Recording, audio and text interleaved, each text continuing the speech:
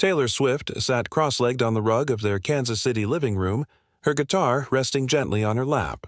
The evening light filtered through the tall windows, painting warm golden stripes across the floor. It was one of those quiet nights when inspiration hit unexpectedly, and she decided to share it. She set her phone on the coffee table, angled perfectly for an Instagram Live, and smiled into the lens. "Hey, guys," she said softly, waving as hearts and comments began to flood the screen. Within seconds, thousands of fans from every corner of the world were tuning in. "I've just been working on some new music and thought it might be nice to hang out," she continued, strumming a few casual chords. Questions started pouring in. About the new album, the wedding, how Travis was doing. "Travis is at practice," Taylor answered with a small laugh. "He'll be home soon. Wedding planning's going great, though. We're about 5 months out, and it's starting to feel really real." She began playing a gentle melody she'd been working on, her voice low and intimate.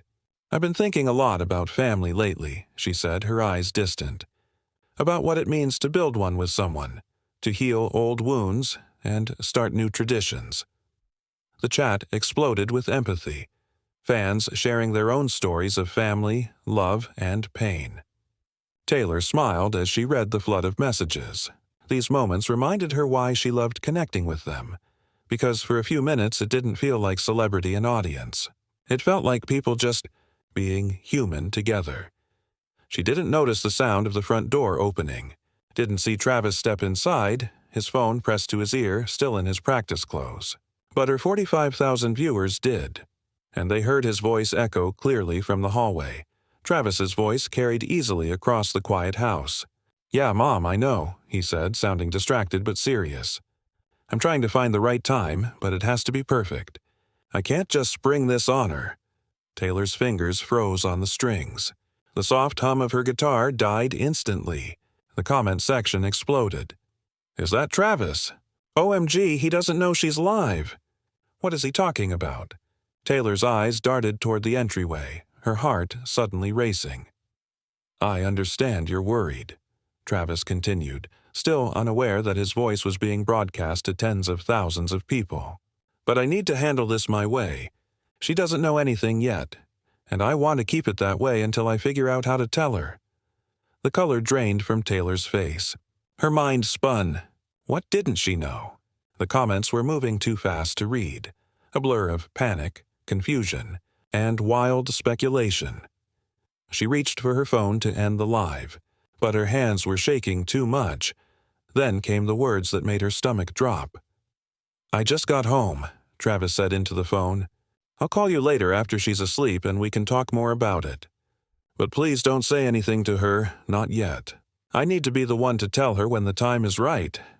By the time he walked into the living room and hung up, Taylor was pale and speechless, the phone still streaming live to an audience now nearing 70,000. He froze when he saw her.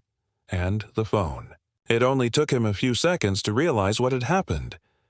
"Are you—" he began, then stopped, his face shifting from confusion to dread. "Are you on Instagram Live right now?" Taylor nodded wordlessly. The comments were flying so fast she couldn't keep up. "He's hiding something. Taylor, end the live. It's already on Twitter. Can you end the stream, please?" Travis asked quietly. Taylor tapped the screen. The feed cut off, leaving a heavy, suffocating silence behind. She set her guitar aside and stood, her voice trembling. "What haven't you told me?" Travis blinked, clearly thrown. "Taylor, it's not— You just told your mother you're keeping something from me," she said, her voice rising. "That you need to find the right time to tell me." And now 67,000 people heard it. "So tell me, Travis, what is it?" Travis set his practice bag down slowly, his jaw tightening as if searching for the right words. "Taylor, please, just let me explain." "Then explain," she shot back, her voice trembling between anger and fear. "Because right now, my mind is going to the worst possible places. Are you sick? Is someone in your family sick? Are you—" She hesitated, her throat tight. "Having second thoughts about the wedding?" "No, God, no," Travis said immediately, stepping toward her. "It's nothing like that." "Then what is it?" Taylor demanded, tears starting to pool in her eyes. Because you were just on the phone with your mother saying I don't know anything and that you had to find the right time to tell me.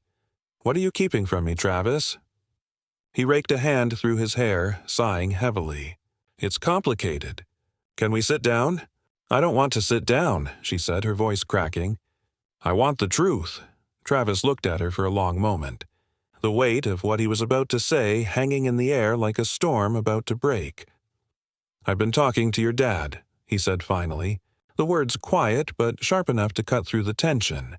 Taylor blinked, stunned. "You've been what?" "I've been talking to your dad." To Scott. For the past 3 months. Taylor felt the floor tilt beneath her. My dad? The same dad I barely speak to? The one who missed half my childhood because of his job? That dad? "Yes," Travis said gently.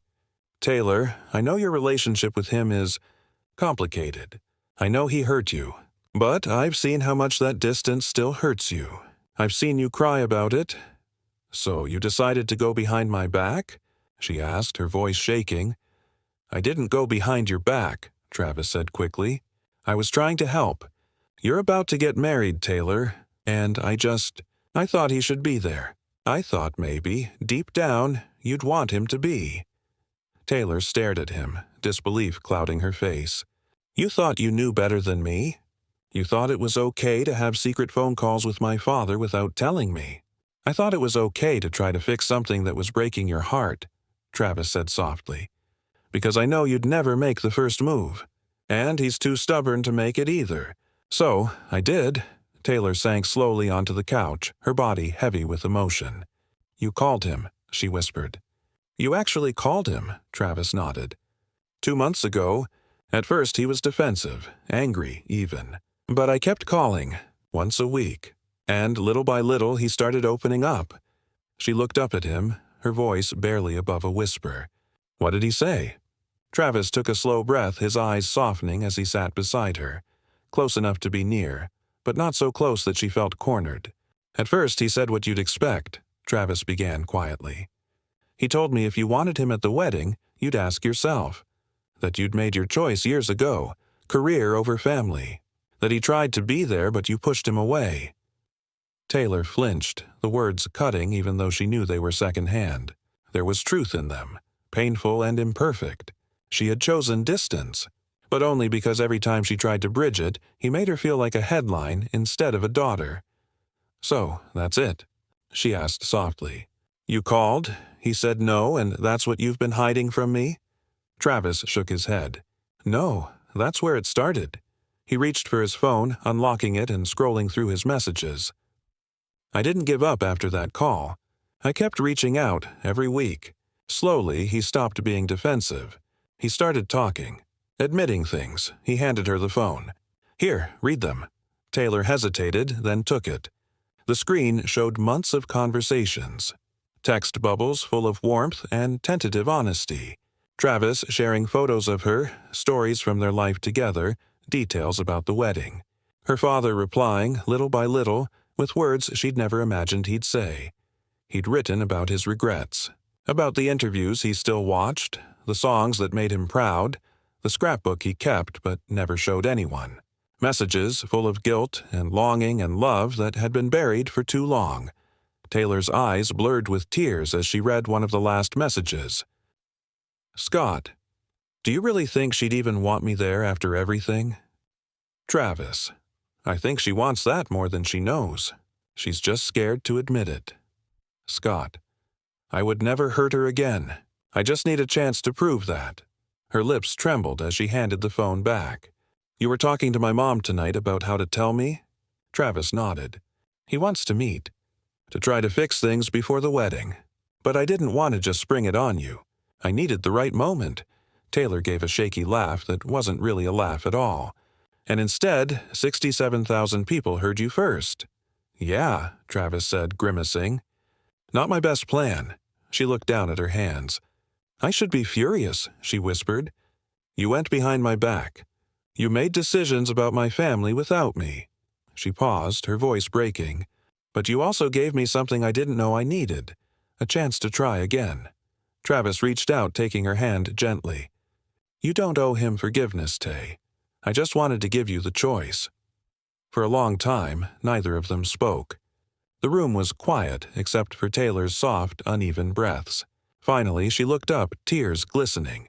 "Then I want to call him. Right now." Taylor sat on the edge of the couch, her phone trembling slightly in her hands. Notifications were still buzzing.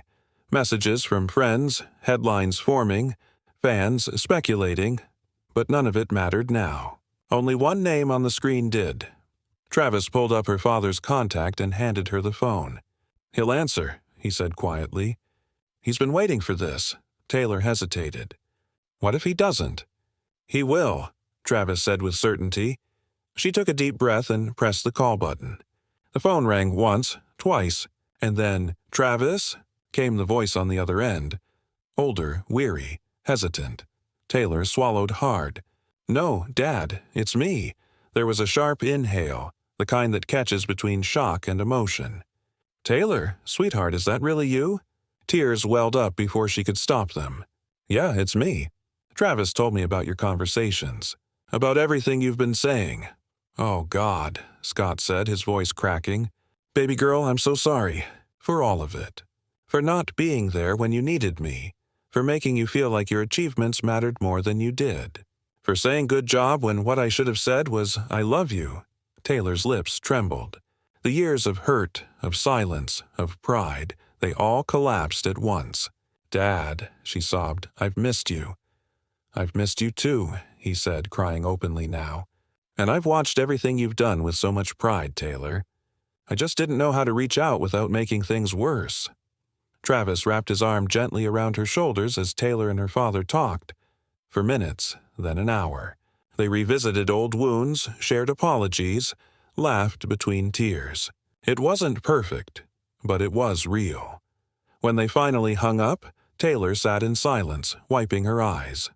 "We're having dinner," she said softly. "Friday night. He's flying in from Pennsylvania." Travis smiled, relief washing over his face. "That's amazing, babe." Taylor looked at him, eyes still red but shining with something new. "I'm still mad at you," she said, voice trembling between exhaustion and love. "But thank you for caring enough to fix something I'd given up on." Travis pulled her close. "I'd risk you being mad at me 100 times over if it meant seeing you heal like that." Later that night, the house was quiet again, except for the faint buzz of Taylor's phone lighting up with endless notifications. Her name was trending. Hashtags were multiplying. People all over the world were speculating about what Travis had been hiding. Taylor stared at the screen, exhaling slowly. "My phone's blowing up," she said. "Everyone wants to know what happened." Travis looked at her gently. "What do you want to do?" She thought for a long moment. Then, with a deep breath, she opened Instagram. Her fingers hovered over the screen before she started typing. "Hey everyone. I know tonight's live ended abruptly, and you all heard something that probably sounded concerning. I want to clarify, Travis wasn't hiding anything bad. He was doing something incredibly kind and thoughtful. Something that I'll share more about when the time is right.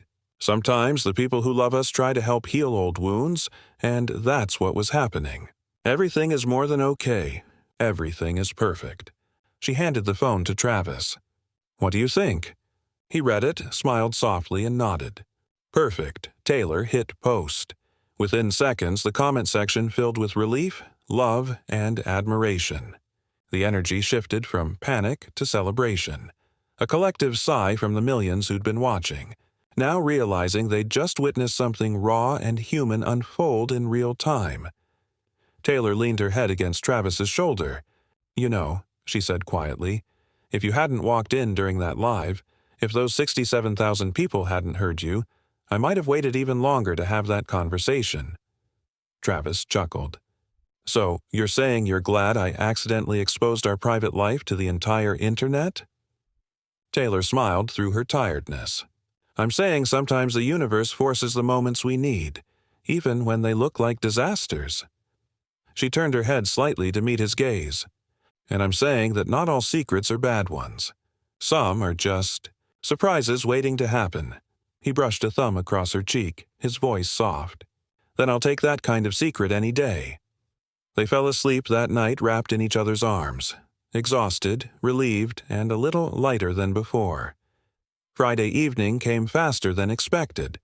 Taylor sat in a quiet private room at a small Nashville restaurant, her hands folded on the table. The air was thick with nerves and hope. Travis reached over, threading his fingers through hers. "He'll show up," he said with quiet certainty, and then the door opened. Scott Swift stepped inside, eyes already glistening. The moment he saw his daughter, he stopped. Taylor stood, her chair scraping softly against the floor. For a heartbeat, neither moved. Then both did.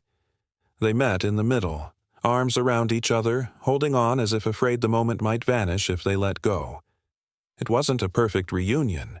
It didn't erase the past, but it was a beginning. Over dinner, they laughed, cried, filled in the empty spaces of the years they'd lost. And by the end of the night, when Scott asked softly, "May I walk you down the aisle?" Taylor's tears returned, but this time they were full of gratitude. "Yes," she said, her voice breaking. "I'd love that." Travis watched from across the table, his heart full. He didn't interrupt. He didn't need to. He just sat there quietly, knowing that sometimes love isn't about grand gestures or perfect timing. Sometimes it's about taking a risk, even one that could go horribly wrong, just to give someone you love a chance to heal.